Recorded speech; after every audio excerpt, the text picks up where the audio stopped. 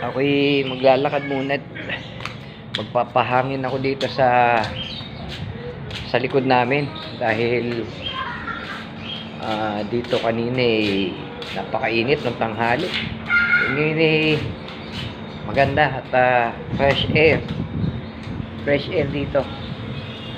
Ayan, oh, fresh air at ang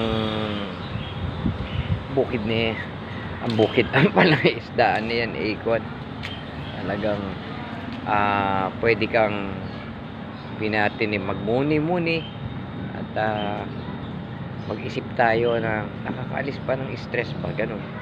Kaya naisipan kong pumunta ako dito sa likod at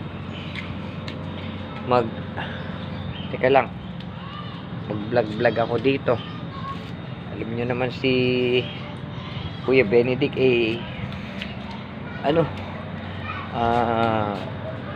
mahilig mag-vlog dahil ako yung tinaguri ang Facebook ng bayan.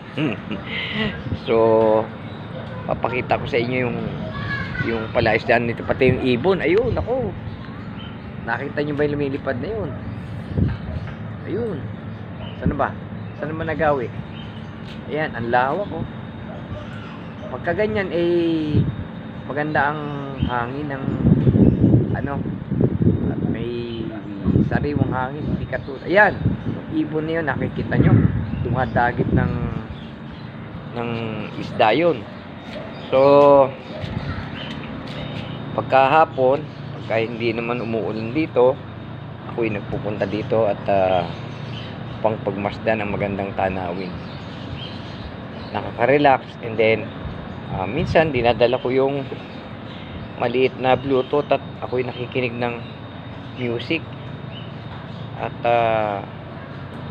yun, it makes my day complete.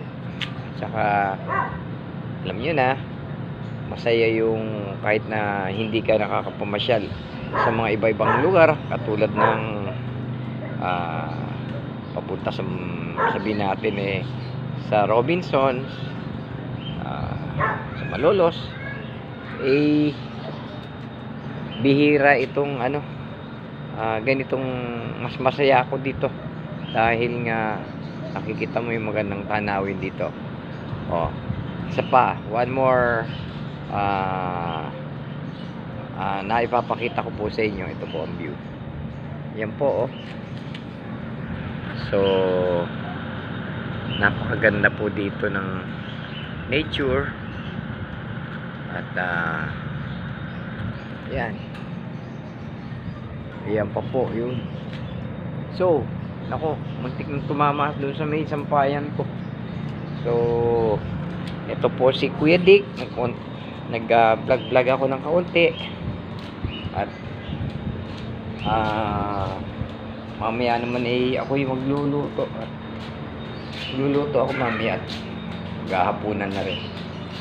O sige po, magandang hapon po sa inyong lahat. Till next time, this is Benedict saying bye bye for a while and good afternoon.